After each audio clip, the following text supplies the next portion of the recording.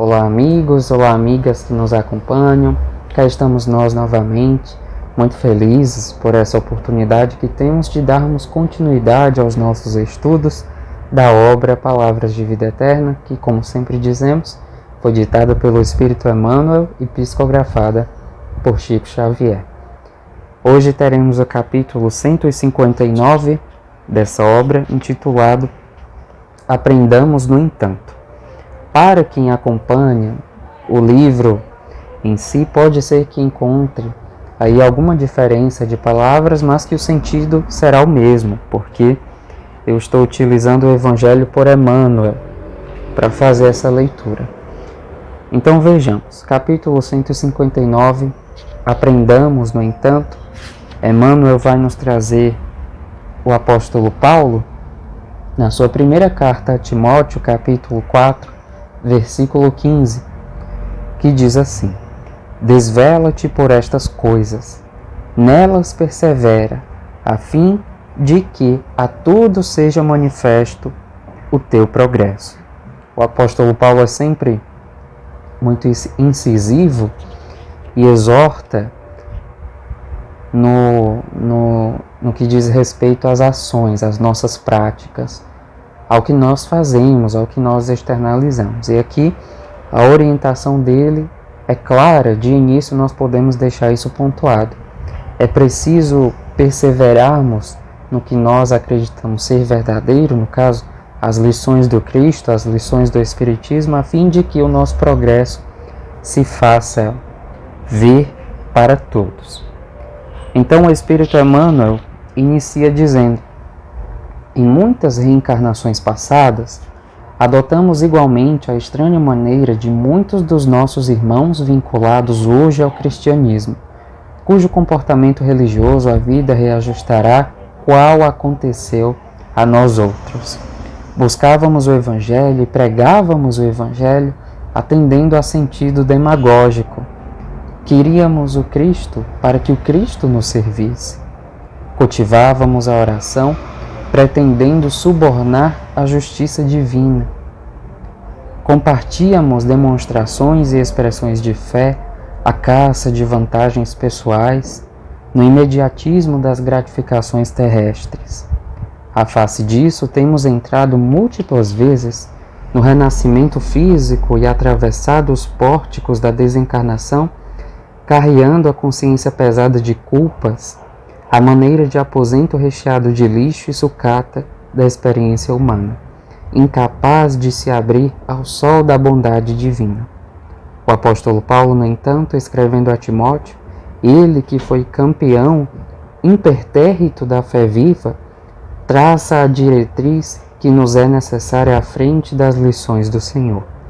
Após valiosa série de considerações sobre os princípios evangélicos, nas quais persuade o companheiro a ler, instruir, exortar e exemplificar em boas obras, pede não apenas para que o amigo e aprendiz medite nas doutrinas que aceita, mas recomenda-lhe aplicar-se a elas, a fim de que o aproveitamento pessoal dele seja manifesto a todos.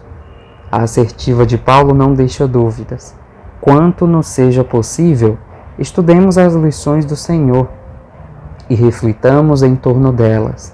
Aprendamos, no entanto, a praticá-las, traduzindo-as em ação no cotidiano, para que a nossa palavra não se faça vazia e a nossa fé não seja vã. É sempre interessante a profundidade das palavras do Espírito Emmanuel para a nossa vida. Quando a gente pensa que o apóstolo Paulo disse tudo, porque nós vamos encontrar nas epístolas paulinas a abordagem sobre tudo ou quase tudo que nós possamos imaginar, o Emmanuel vem e faz com base em um fragmento das colocações de Paulo, um grande texto de Paulo ou de qualquer outro versículo, como nós veremos, né? De qualquer outro livro, na verdade, de qualquer outro autor, como nós veremos. Então Emmanuel vai nos exortar também, seguindo aí o raciocínio do apóstolo Paulo, exatamente sobre as nossas ações, sobre o que nós temos feito, remetendo o exemplo da reencarnação. Nós reencarnamos cada vez mais a fim de que as lições de Jesus, a fim de que Deus se faça mais presente em nós, pela nossa consciência, pelos nossos sentimentos e pelas nossas ações. Esse processo é, portanto, gradual, ele vai acontecendo, está acontecendo nesse exato momento e desde muito tempo, porque aprender pede de nós paciência, e às vezes nós não queremos ter paciência para aprender. Nós queremos, no aqui e no agora, ser capazes e receber em toda a sua complexidade, em toda a sua profundidade, em toda a sua completude, os ensinamentos de Jesus, ainda que não tenhamos a disposição de vivenciar.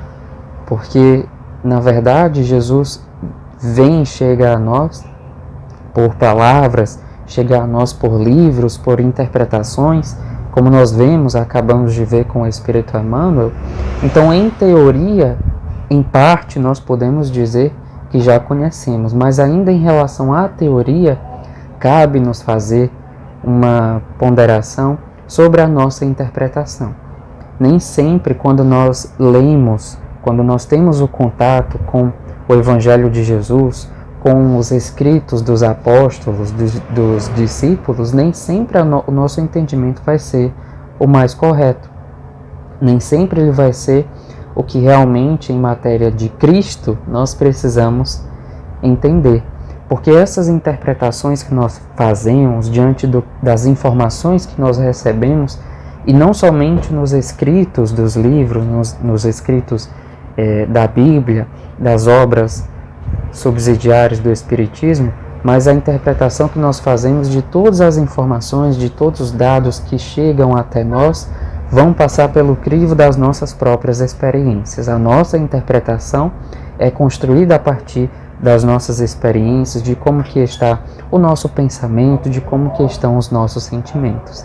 É por isso que, por muitas vezes, nós vemos o Cristo chegando às massas de uma forma tão deturpada, de uma forma tão diferente, em que nós, quando passamos a estudar Jesus, nós partimos da premissa do amor de Jesus. Então, a partir desse entendimento do amor de Jesus, que é o amor divino, nós sabemos que não pode seguir daquela forma. Nós sabemos que não pode ser daquela maneira. Nós entendemos que mesmo os escritos que foram ditos há mais de 2000 anos atrás, a partir de Jesus, no hoje não podem ser entendidos da mesma forma, exatamente porque os tempos se modificam e junto dos tempos, os nossos pensamentos, as nossas conjecturas, os nossos posicionamentos. É exatamente no que diz respeito aos nossos posicionamentos que o Espírito Emmanuel vai falar mais profundamente ao nosso coração. Porque à medida em que nós estamos caminhando, andando, nós estamos progredindo também. E precisamos fazer isso não somente na teoria. As nossas experiências, naturalmente, vão nos tornando capazes de discernir o que é correto do que não é, o que pode, o que não pode, o que é lícito e o que é ilícito, o que é lícito e o que não convém. Mas nós precisamos, além de lançar a nossa visão para o que nós aprendemos, trazer para nós a fim de que possamos praticar. De modo que, como o próprio apóstolo Paulo vai dizer na sua epístola aos Gálatas, possamos um dia assumir essa posição de dizermos: não sou eu mais que vivo, mas o Cristo que vive em mim. Porque o cristão é reconhecido pelas suas obras. Nós bem sabemos como o Evangelho segundo o Espiritismo vai nos dizer.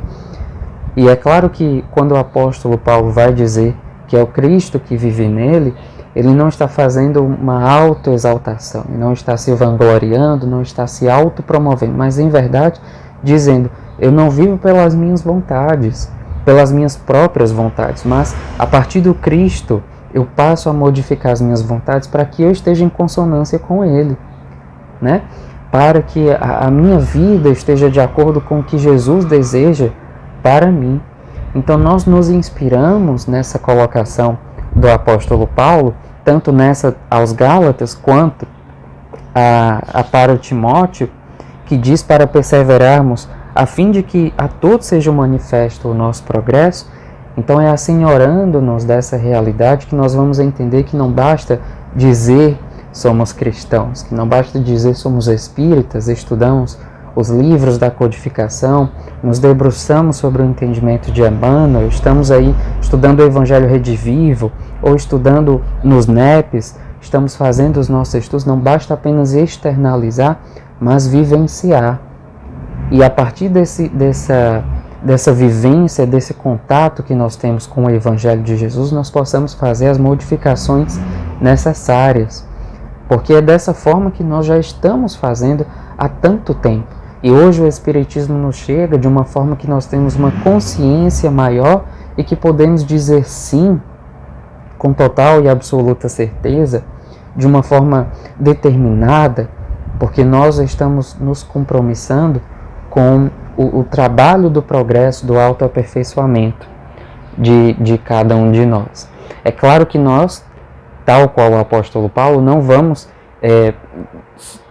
tão somente viver para que as outras pessoas vejam o Cristo em nós, porque essa não foi a intenção do apóstolo Paulo, né?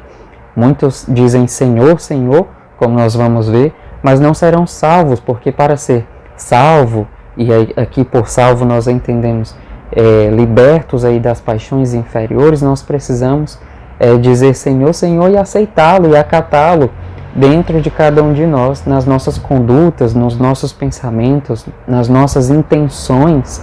Às vezes as nossas atitudes vão se refletir de uma forma diferente da nossa intenção, e mesmo diante daquilo que nós julgamos que não seja tão importante, é muito necessário. Às vezes nós dizemos assim, por que eu só consigo fazer isso dentro do centro espírita, mas quando eu saio é tão difícil? Isso não vale de nada, mas vale. E é muito importante que pelo menos no centro espírita nós consigamos admitir uma postura diferente, ter um posicionamento diferente. Porque é a partir dessa grande escola, que é o centro espírita, em que os espíritos vão se congregar para que nós possamos reter os ensinamentos de Jesus, é a partir do centro espírita que a nossa vida vai passar a se modificar. Então, esses momentos, ainda que sejam somente dentro do centro espírita, são extremamente importantes, porque eles vão se refletir por toda a nossa vida, em todos os momentos, e não somente estarão limitados, circunscritos a um ambiente físico, mas passarão a fazer parte da nossa dimensão íntima, da nossa dimensão pessoal. Então, vivenciar os ensinamentos de Jesus é algo que nós já estamos buscando fazer ao longo das encarnações. Nós vemos que esse processo, como dissemos, é gradual, ele vai acontecendo pouco a pouco.